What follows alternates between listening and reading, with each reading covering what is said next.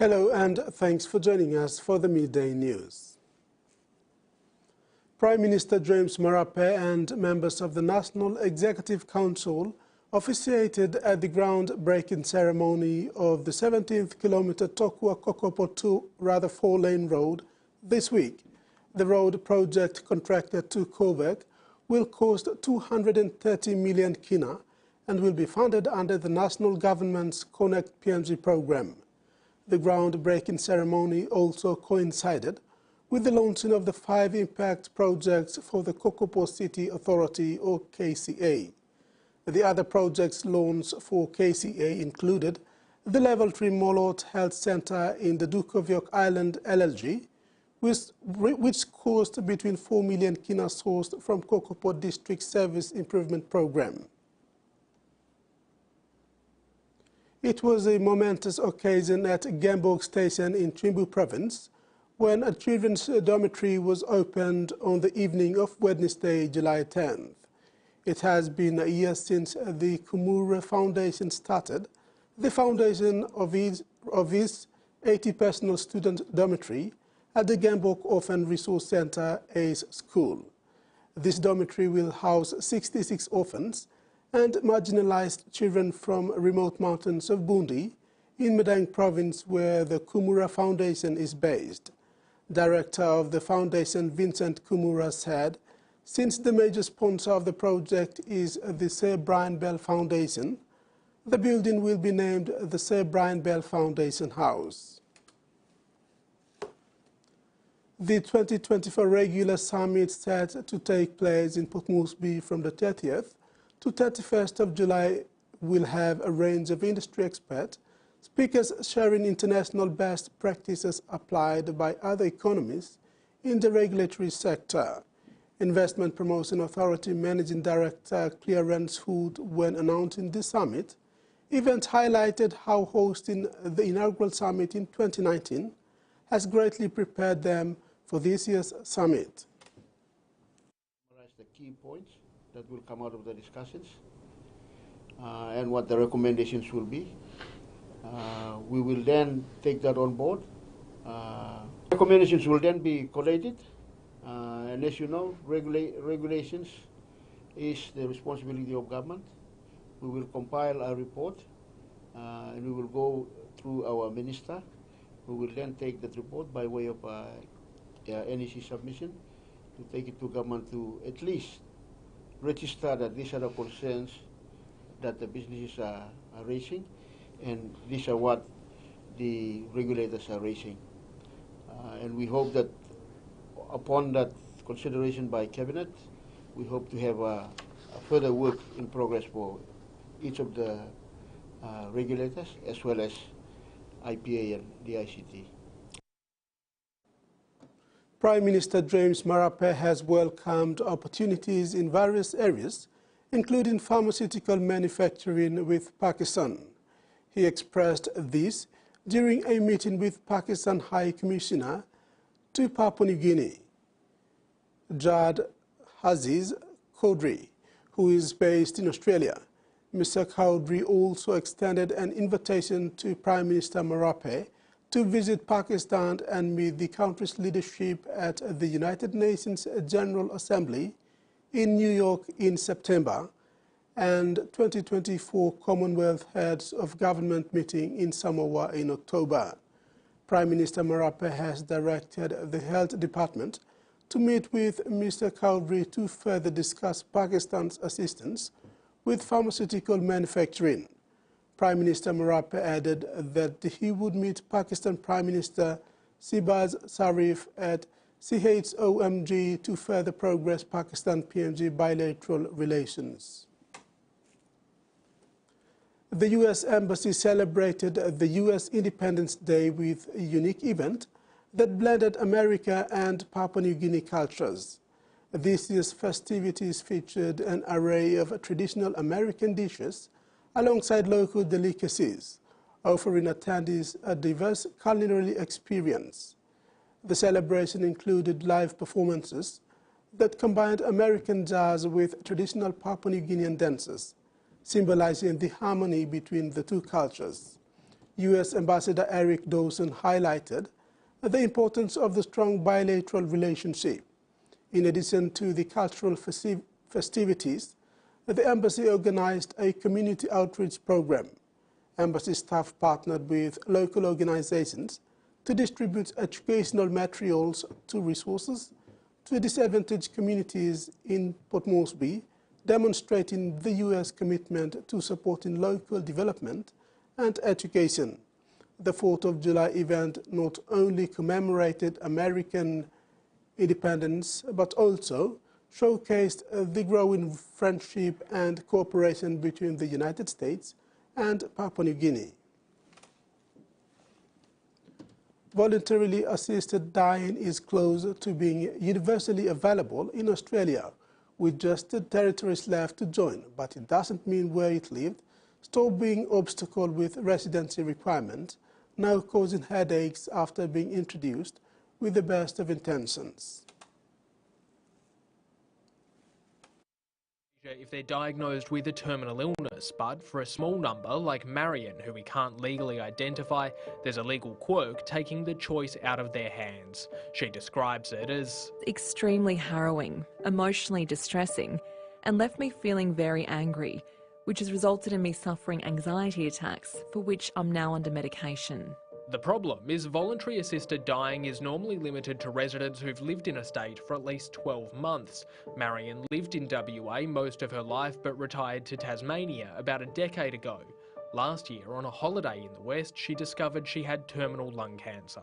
If I had been diagnosed with my illness whilst I was in Tasmania, I might have been able to access voluntary assisted dying in Tasmania. But she was too ill to return and hadn't been in WA long enough. Despite seeking a review in the State Administrative Tribunal, the answer was the same: wait until a year after her diagnosis to qualify as a resident. It was the correct decision, but according to the legal requirements, but that legal requirement, I think, is no longer fit for purpose. Early adopters like Victoria and WA introduced the requirement to stop people travelling to their states for euthanasia when it was illegal elsewhere. But with VAD now available in every state and soon the territories, there are calls to scrap it. The practical concerns about fiscal implications for the healthcare resource, the healthcare system, they just don't exist anymore. My life should not be in the hands of legislators, as this decision should be entirely mine. It's a change supported by some of the most vocal opponents to voluntary assisted dying, the Australian Christian lobby. Well, that restriction really serves no purpose anymore, so there's no point in maintaining it, so we certainly wouldn't have any objection to that being removed. The ABC asked each state government about removing the requirement. Only the WA and Queensland health ministers said they were open to the idea. South Australia, New South Wales and Victoria said their laws would be examined in scheduled reviews, while Tasmania said it had no plans for any changes. Marion wants every state to rethink its laws. This will then give us the legal right to choose a dignified way to end our life with the least amount of pain and trauma. The goal of euthanasia, Marion hopes, will be a reality for others like her into the future. The head of South Australia's corruption watchdog says the state has the weakest integrity agency in the country and results in the corruption going unchecked. Anne Vanstone resigned as the Independent Commissioner against corruption this week and today took aim at the government for not listening to her calls for reforms.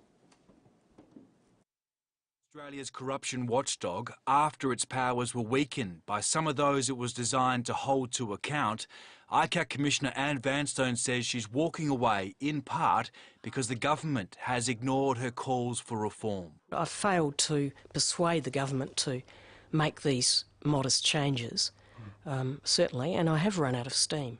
In 2021, SA politicians unanimously passed laws stripping ICAC of many of its powers and muzzling its ability to make full public statements about its work. So that we're the weakest integrity agency in Australia, that's acknowledged, not just by me.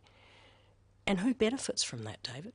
Who benefits? Well, who do you think benefits? Well, I think those who are corrupt.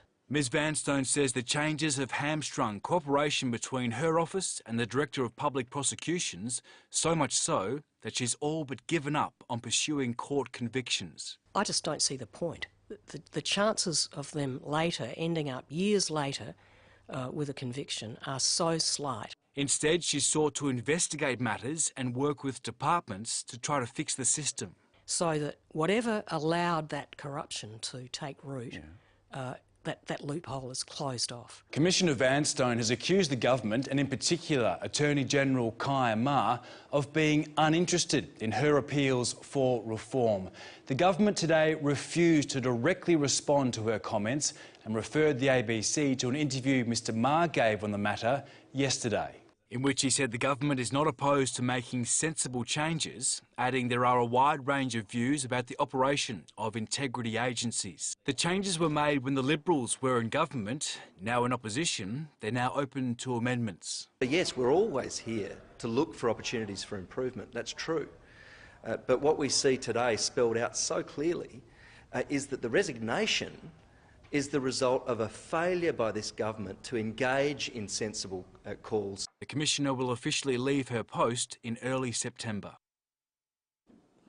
The Christian Brothers have been accused of hiding from public scrutiny and giving bogus reasons for a last-minute decision to not appear before a parliamentary committee inquiry into child sex abuse. The religious order claims some proposed questions could have comprised current civil proceedings. Disappointed but not surprised. Clearly they're not prepared to be open and transparent with the West Australian community, and particularly survivors. Ray Lane was abused by Brother McMahon when he was 11 years old and says he's disgusted the Christian Brothers won't give evidence. I think it's a further example of the Christian Brothers using delaying tactics. The Order's provincial leader, Brother Gerard Brady, had been due to appear before the Community Development and Justice Standing Committee's inquiry. But late on the eve of the hearing, he wrote to the committee saying it clearly planned to ask him questions relating to ongoing legal proceedings, including concerning Brother McMahon. He said the Christian Brothers were not comfortable proceeding with the public hearing, given the obvious and serious risk of sub judice contempt of court. Not only has the decision by the Christian Brothers not to appear before the committee left survivors of child sexual abuse feeling angry, but members of the committee say that their reasons for not coming don't hold water. Sub judice relates to matters before the courts now, and very clearly we wouldn't ask questions related to that. So I think that is a bogus excuse. It gives the impression that the Christian Brothers have something to hide. If that wasn't the case, they'd be here willing to be accountable for their conduct. The committee says the Christian Brothers are disproportionately represented in claims of child sexual abuse. They should be there voluntarily. They should be there to own up and to be held accountable for whatever has taken place. Advocates and the committee want Catholic Archbishop of Perth, Timothy Costello, to insist the Christian Brothers appear before the inquiry and show respect to survivors. In sports, PNG junior tennis sensation Kolita Hakena has successfully defended her under-14 championship title at the Oceania Junior Tennis Championship in Lautoka, Fiji. Hakena defeated her Cook Islands opponent, Tuvalu Alalilo, in the final 7-5 and 6-0 in the strong show to retain her title as under-14 girls champion. Coming out from Port Moresby Rackets Club, Hakena remains one of the best junior tennis players in PNG and in the Pacific region. Meanwhile, Pauline Hayun, who participated in the under-16 division, went down to her Cook Islands opponent in a close final 5-7, 7-6 and 9-11 lose. Young tennis players have shown so much potential in the country and in the region, and promising sign for the code. Hakena and Hayun are two of the 3 PNG representatives who participated in the Oceania Regional Tournament in Fiji. The third player was Eric Meekan, who participated in the boys under-14 division. Meekan also featured in the finals. Thanks for your company. Join us at 6 for the main bulletin.